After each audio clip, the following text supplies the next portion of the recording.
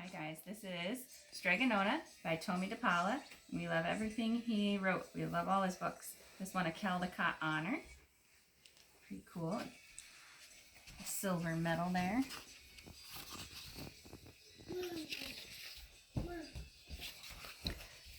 Strega Nona, an old tale retold and illustrated by Tomie de Paola. In a town in Calabria, a long time ago, there lived an old lady everyone called Strega Nona, which meant Grandma Witch. Although all the people in town talked about her in whispers, they all went to see her if they had troubles. Even the priests and the sisters of the convent went, because Strega Nona did have a magic touch. She could cure a headache with oil and water and a hairpin. She made special potions for the girls who wanted husbands. She was very good at getting rid of warts. But Strega Nona was getting old, and she needed someone to help her keep her little house and garden, so she put up a sign in the town square. And Big Anthony, who didn't pay attention, went to see her. "Anthony," said Strega Nona, "you must sweep the house and wash the dishes." Did I skip something? No, that's good. Yeah, okay, sorry. I haven't read this in a little while. "Anthony," said Strega Nona, "you must sweep the house and wash the dishes. You must weed the garden and pick the vegetables. You must feed the goat and milk her, and you must fetch water. For this I will give you 3 coins and a place to sleep and food to eat." "Oh, grazie," said Big Anthony. "And one thing you must never do," said Strega Nona, "is touch the pasta pot. It is very valuable, and I don't let anyone touch it." "Oh, si, yes," said Big Anthony. I think he's Spanish.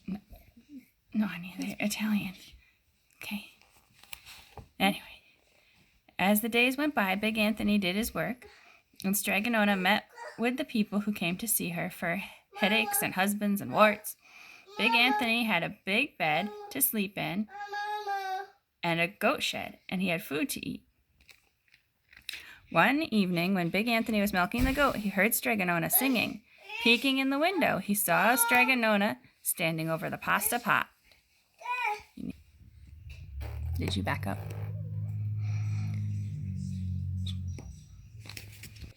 She sang, "Bubble, bubble, pasta pot, boil some pasta nice and hot.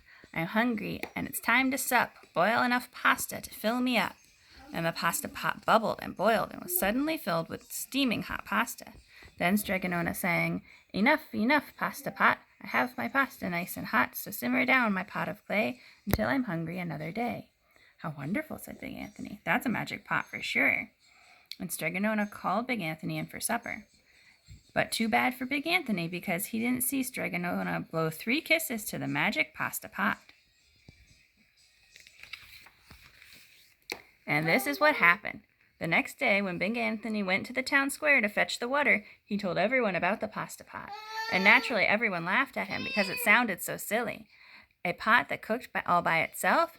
You'd better go and confess to the priest, Big Anthony," they said. "Such a lie." And Big Anthony was so angry, and that wasn't a very good thing to be. "I'll show them," he said to himself. "Someday I will get the pasta pot and make it cook, and then they'll be sorry."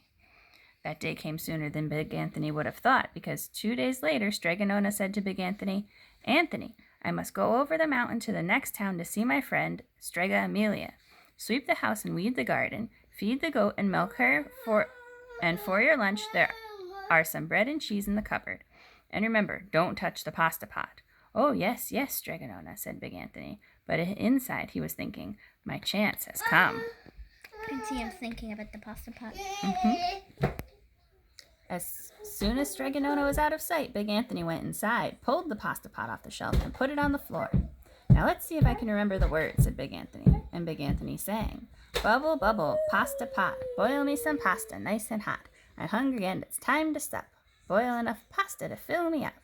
And sure enough, the pot bubbled and boiled and began to fill with pasta. "Aha!" said Big Anthony, and he ran to the town square, jumped on the fountain, and shouted, "Everyone get forks and plates and platters and bowls. Pasta for all at Strega Nona's house." Big Anthony had made the magic pasta pot work. Of course, everyone laughed, but ran home to get forks and plates and platters and bowls.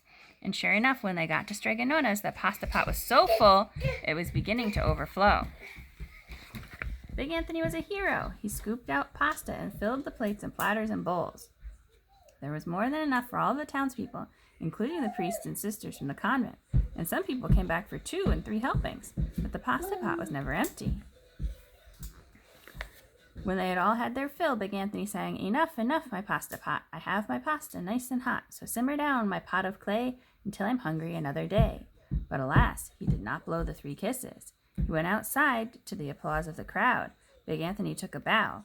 He was so busy listening to the compliments from everyone that he didn't notice the pasta pot was still bubbling and boiling, until a sister from the convent said, "Oh, Big Anthony, look!" And pasta was pouring out of the pot all over the floor of Strega Nona's house and was coming out the door. Big Anthony rushed in and shouted the magic words again, but the pot kept bubbling. He took the pot off the floor, but the pasta kept pouring from it. Big Anthony grabbed a cover and put it on the pot and sat on it, but the pasta raised the cover, and Big Anthony as well, and spilled on the floor of Strega Nona's house. "Stop!" yelled Big Anthony, but the pasta did not stop, and if someone hadn't grabbed Big Anthony, the pasta would have covered him up. The pasta had all but filled the little house. Out of the windows and through the doors came the pasta, and the pot kept right on bubbling. The townspeople began to worry. "Do something, Big Anthony," they shouted. Big Anthony sang the magic song again, but without the 3 kisses, it did no good. By this time, the pasta was on its way down the road, and all of the people were running to keep ahead of it. "We must protect our town from the pasta," shouted the mayor. "Get the mattresses, tables, doors, anything to make a barricade." But even that didn't work. The pot kept bubbling, and the pasta kept coming. "We're lost," said the people, and the priest and the sisters of the convent began to pray. "The pasta will cover our town," they cried, and it certainly would have, had Strega Nona not come down the road, home from her visit. She didn't have to look twice to know what had happened. She sang the magic song and blew 3 kisses, and with a sputter the pot stopped boiling and the pasta came to a halt. But then they turned on poor Big Anthony. "String him up," the men of the town shouted. "Now wait," said Strega Nona. "The punishment must fit the crime." And she took a fork from a lady standing nearby and held it out to Big Anthony. "All right, Anthony, you wanted pasta from my magic pasta pot," Strega Nona said, "and I want to sleep in my little bed tonight, so start eating." And he did. Poor Big Anthony. Keep that now.